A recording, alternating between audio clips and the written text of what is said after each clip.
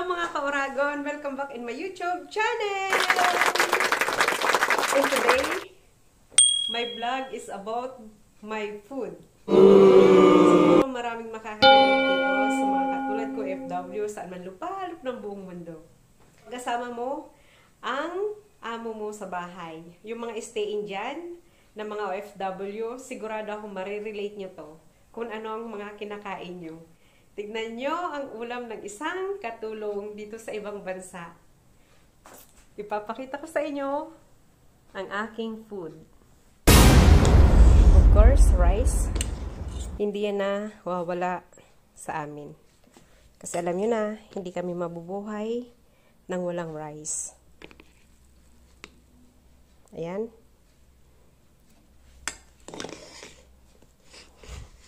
Oops, gumagalaw. Ayan.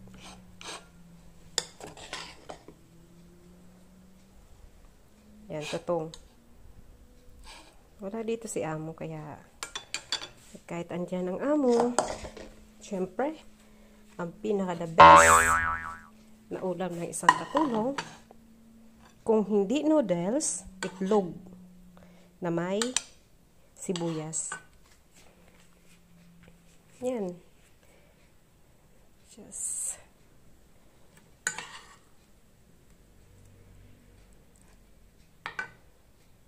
sayang, nahulog. Kailangan ubusin lahat. Yan. Yan ang food namin ng mga katulong. Siyempre, para magkaroon ng lasa. Yan. Tapos, andyan pa yung nagre-reklamo yung amo. Kasi daw, madali daw maubos ang rice. Siyempre, hindi naman tayo nabubuhay ng walang rice eh. Sa mga nakaka-relate, wala, ganyan talaga.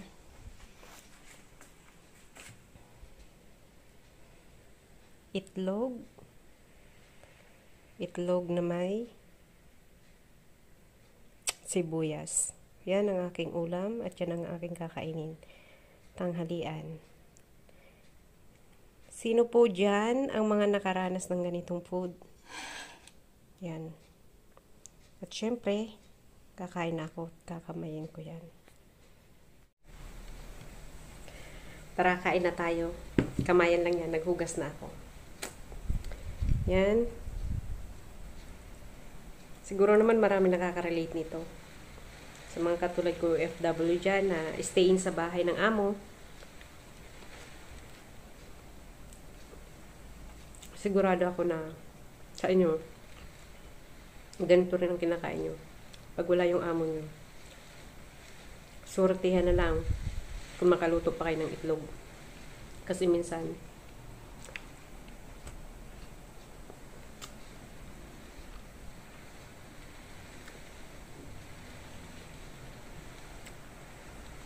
yung mga tira-tira na lang. Kung maubusan ka ng pagkain nila, wala. Tutunganga ka na lang. Kakainin mo lang kanin kung may kanin. Minsan nakakapag-ulam ka lang ng ganito.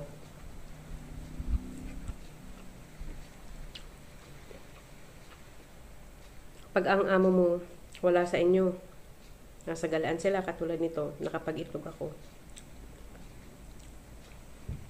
Pero pag wala, tinapay. Diyos mio, gutom na gutom ako.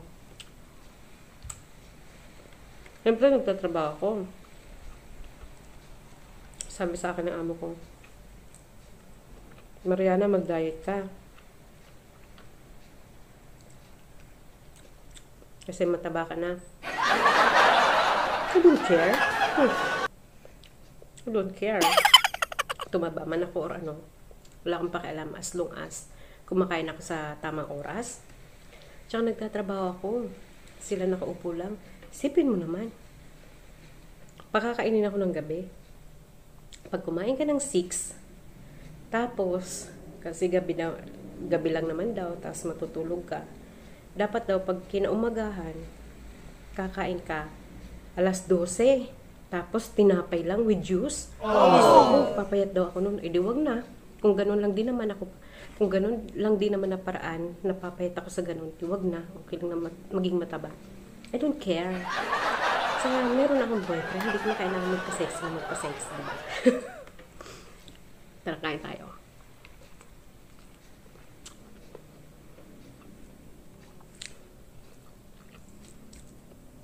Ganito talaga ang buhay ng mga katulong. Kaya sa pamilya namin dyan. Saan lang kayo dyan na masarap ha? Lagi kayo mag-McDo, mag-Jollibee, mag-Lechon. Okay lang kami kahit ganito ang pagkain namin. Oh! As long as nabibigay namin ang gusto ninyo. Kahit itlog, okay lang yan.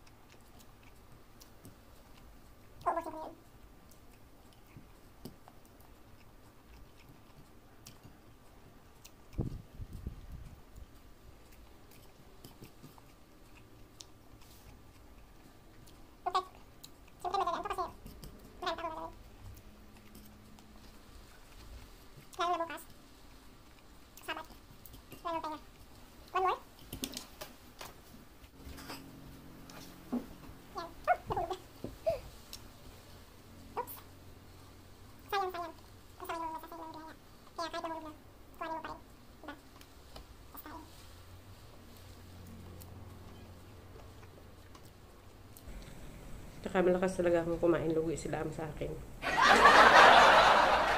Kasi sabi nila sa akin, kumain lang daw ako. Alas 7 or alas 6. Susundan ko ng kain. Alas 12 or alauna. No. Kaya ko yan pag wala akong ginagawa.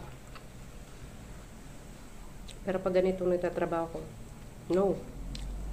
Kinat.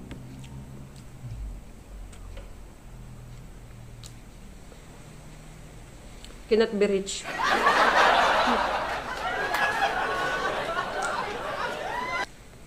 Kalimutan ko yung tubig. Shout out sa'yo, mama. Ang mahal mong anak. Ulam, itlog, sibuyas. Hinahaluan ko siyang sibuyas para dumami. Kasi pag wala siyang sibuyas, kararampot lang, bitin. Lalo na sa isang katulad ko. Malakas kumain.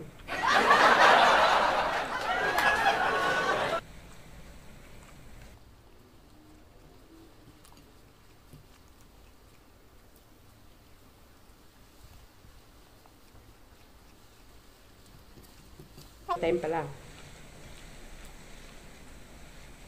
Di ba tayo mga Pinoy mahilig magkamay? Tulad ko, lagi akong kamay. Kahit nandito sinisir ko.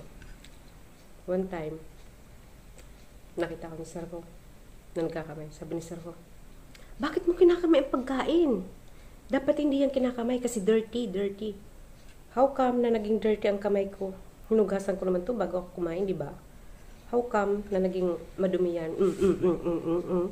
Kahit mahaba ang kuko ko, malinis naman yan. O, di ba? Sila ganito. Sabi ko nga sa kanya, gusto mo sir, itry mo, masarap. Gaganaan ka, marami ka makakaya. Parkat mo na dito.